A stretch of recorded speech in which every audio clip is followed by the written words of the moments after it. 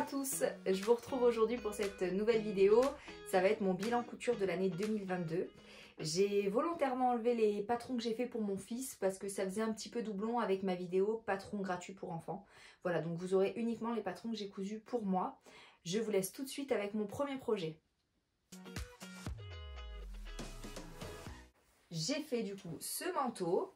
C'est le manteau novembre de Atelier Charlotte Ozou. Issu du livre Je couds ma garde-robe pour toute l'année. Je l'adore. Franchement, il est trop sympa. Il est facile à faire. Il y a de belles finitions et tout. Et niveau taille, je l'ai fait en taille 38. Et pour les modifs, ce que je fais, c'est qu'à chaque fois, sur chaque modèle, je vais vous dire la taille que j'ai fait et les modifs que j'ai apportés. La seule modif que j'ai faite sur ce patron, c'est que j'ai rallongé les manches parce que le patron prévoit des manches 3/4 et que je préférais avoir des manches longues, tout simplement. Voilà, mais franchement, il est super canon. Vous avez des petites poches comme ceci. Je pense que pour le prochain, la seule chose que je ferai, c'est que j'agrandirai un tout petit peu plus les poches pour que, là par exemple, mon téléphone ressort. Voilà, pour bien mettre les choses à l'intérieur. Et puis, voilà, j'adore. J'ai cousu ensuite ce pull qui est un mixte en fait pull-chemise. J'adorais l'ensemble des deux couleurs. Je voulais à tout prix me faire une cousette rose et rouge. Et en fait j'ai mélangé deux patrons. Donc le patron du haut c'est un pull Burda qui est issu d'un livre Burda Easy si je ne me trompe pas. Donc les Burda Easy, si vous ne connaissez pas, c'est la version en fait facile des Burda. Donc bien sûr c'est des modèles qui sont un tout petit peu moins travaillés hein, pour que ce soit plus simple. Mais moi j'adore ce genre de magazine, il y a de bonnes petites pépites. Donc ça c'est un pull qui est issu d'un de ces livres là. Et en bas on reparle du livre Charlotte Ozou, Je couds ma garde-robe pour toute l'année. C'est la chemise, si je ne me trompe pas, septembre, que j'ai dû faire au moins 3 fois. Et c'est le bas de la chemise. Et du coup j'ai assemblé les deux. Niveau taille, je suis partie sur une taille 38. Et j'ai apporté 0 modif parce que c'est moi qui ai un petit peu mixé de patrons. Donc voilà. Un autre projet que j'ai cousu, c'est cette chemise qui est la chemise vanille de chez Craftine. Alors, très colorée, mais j'adore ce qui est coloré. Je l'ai faite en taille 38, j'adore ce modèle, j'adore ce tissu. La seule modif que j'ai apporté dessus, c'est au niveau du petit volant ici. Le patron prévoit un galon de dentelle, normalement. Et moi, j'ai pas mis le galon, j'ai préféré faire des volants en fait dans le même tissu que le tissu principal. Tout simplement. C'est la seule modif que j'ai apportée. Et elle taille franchement super bien. Elle est super canon. Et au niveau des boutons, pour pas que ça tranche trop, ce que j'ai fait, c'est que j'ai fait des boutons à recouvrir pour que ça reste vraiment dans le même esprit que la chemise. Ensuite, j'ai fait un pantalon Burda, issu d'un livre Burda Easy encore, que je vous mettrai la photo juste ici. Alors non pas que je veuille pas vous le montrer, mais vu comme il est froissé, c'est vrai que ça lui rendra pas forcément justice que je vous le montre comme ça. Porté, il rendra beaucoup mieux. J'ai fait aucune modif dessus et je l'ai fait en taille 40. Et la seule chose que je rajouterai pour le prochain, c'est peut-être des passants de ceinture pour pouvoir mettre une ceinture avec. Mais sinon, il était super simple à coudre et j'adore la coupe. Le prochain projet, c'est cette blouse caftan.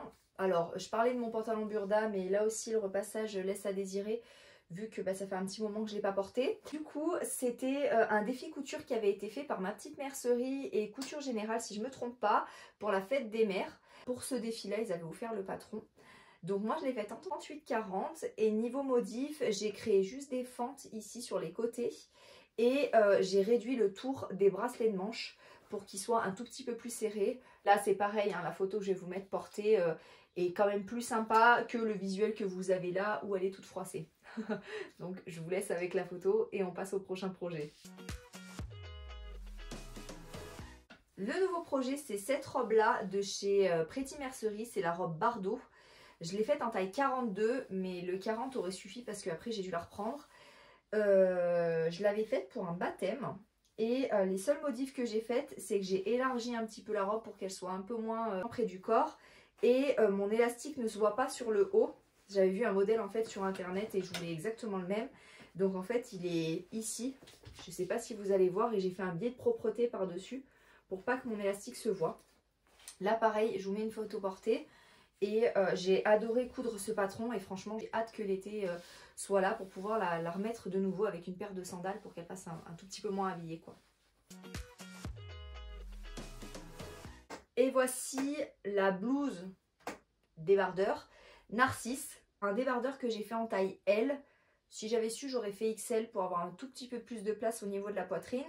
Et niveau modif, j'en ai fait quelques-unes. Normalement, les boutons sont dans le dos. Moi, je les ai créés sur le devant. Sachant que j'ai fait une fausse boutonnière. J'ai déjà donné cette astuce.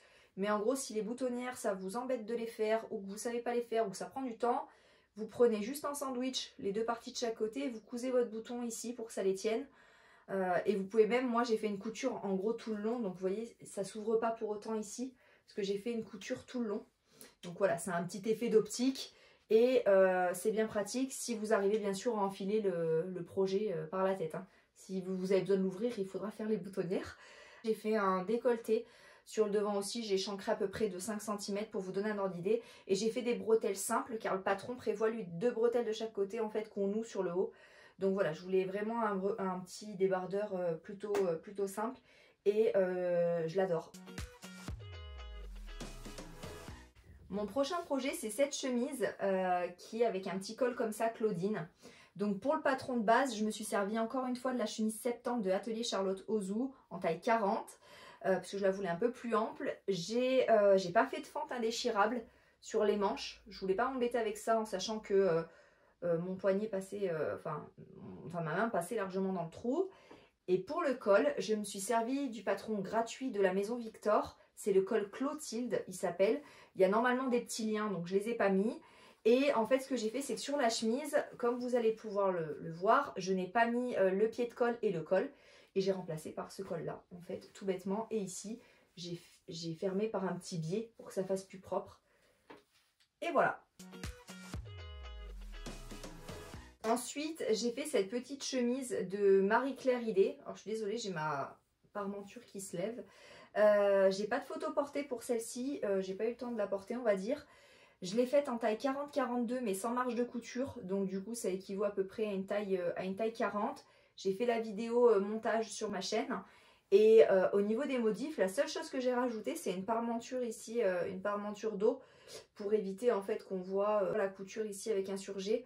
C'est pas forcément ce que prévoit le patron, mais moi je trouvais qu'en finition ça faisait un peu plus propre.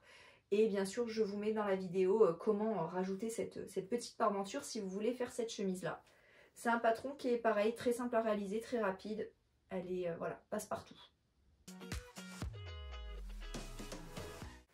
Et pour ma dernière cousette de l'année 2022, c'est cette blouse, la blouse de Madame Suzy. Je vous mettrai le nom du créateur au-dessus parce que j'ai pas forcément envie de l'écorcher. Je l'ai faite en taille M, j'ai apporté aucune modif dessus.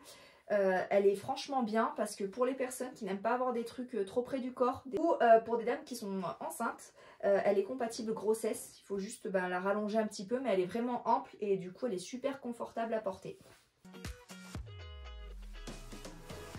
Ensuite, je vais vous présenter deux petits accessoires. Le premier, c'est le bandeau Avril, toujours issu du livre Atelier Charlotte Ozou, je couds ma garde-robe pour toute l'année.